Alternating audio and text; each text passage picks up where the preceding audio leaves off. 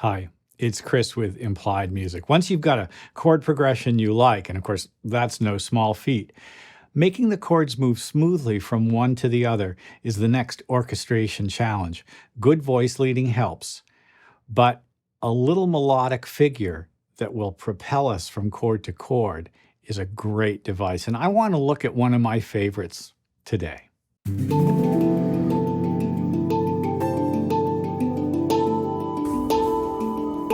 Take a look at this really easy chord progression. It's a 1-chord C, a 2-chord D minor, a 3-chord E minor, and then back down again. And those of you who are savvy about this will notice that I voiced the chord root at the bottom, and then the 7th, and then the 3rd, and then the root up above again. So you get the 7th and the 3rd in the middle and roots, really strong roots on the outside. What I've done is I've created what like a jazz pianist might call a thumb line, an interior voice that just moves by step. A line cliche is one way that can be expressed. And you can see I let it fall off the 7th. It goes down a scale degree, and then again, and then back up. And sometimes it has to jump, but mostly it's just notes within the diatonic scale, and it actually is pretty effective.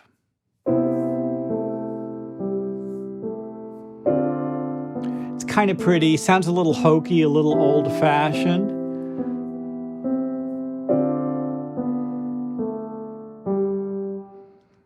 But still pretty strong. And you hear we now have something on every beat. And despite the fact that some of those notes are definitely not in the chord, the line itself justifies the sound of the note.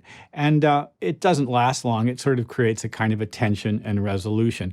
Well, there's another level to doing that, which is kind of a trick that we borrow from a classical term, a kind of embellishment. Scale step above, half step below. So with both of, I've done it twice now. I've done it with the top voice and with this middle voice. So these are going to be the moving voices. And what I've got here is 9, 1, and then a half step below. It happens to be a scale step B, and then above. Here, 7, 6, and then a half step below, which is definitely not in the key. And that happens a bunch of times, but it's still satisfying. That half step creates a momentary leading tone. It's propulsive. Much more interesting. Those of you who are pianists can practice doing this. This kind of chord progression is great to do that with. Simple chords and in a way not very contemporary. So I thought, what would it be like to take a crack at doing that with a chord progression that was a little more interesting? And so let's move on.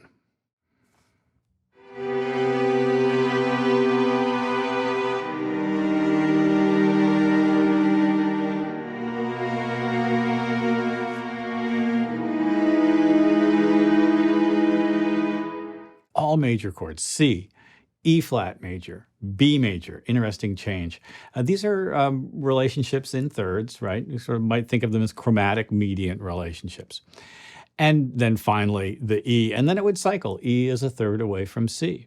Now we're going to use that same figure, scale step above, half step below, to create a woodwind line that will animate that chord progression because it's kind of static the way it is. All right, so this woodwind line actually starts on the 9th, and which is what we saw before, goes down to the root and 7th, and it really just creates a very interesting dynamic.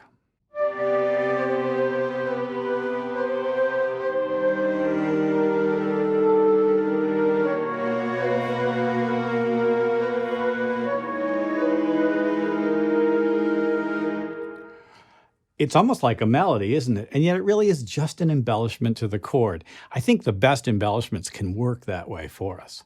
Well, I thought I would add brass doing something similar. Now you can see I've done the same thing with the brass, and I've used kind of a simple guideline. I like to have things in tenths or thirds or sixths when I'm doing this. So you can see at this point, just the winds and the brass. It's the same chords from before.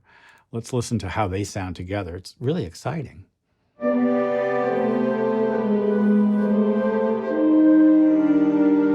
Tenths and sixths.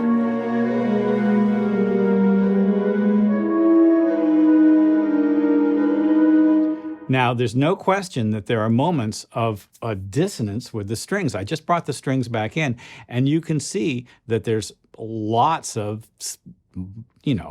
minor seconds there, little half-step tensions. We're creating suspensions and then releasing them. It's a hallmark of good orchestration, that sort of contraction and expansion. We condense and pull in and create tension, and then we relieve that tension. Well, this is kind of slow. What would it be like to do something like this with something a little speedier? Let's look. So here's a simple sort of G minor bump, bump, bump type of chord progression. G minor, E flat, F, G. Some suspensions built in.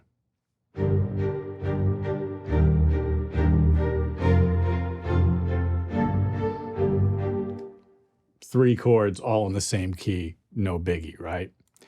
Now, if we add that figure, let's see, take a look at it here. If we add that figure in woodwinds to the top, let's make this go away so that we can really see it. There's my woodwind figure. Scale step above, half step below. Want to listen to just the winds? Sounds like.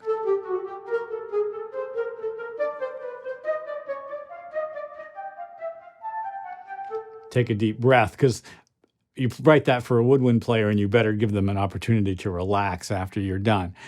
But with the strings, it's pretty exciting. You can see tons of tension built in, and yet it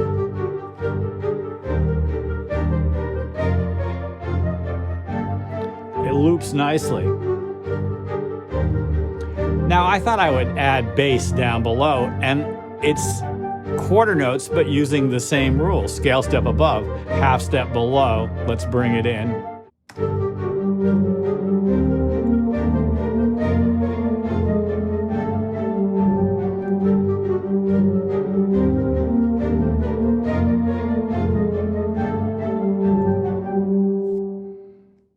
The half step below gives it a propulsive leading tone effect, and it's a really clever way of creating energy, that contraction, that tension, and then the release as it goes to a target note. The target note can be almost any scale degree.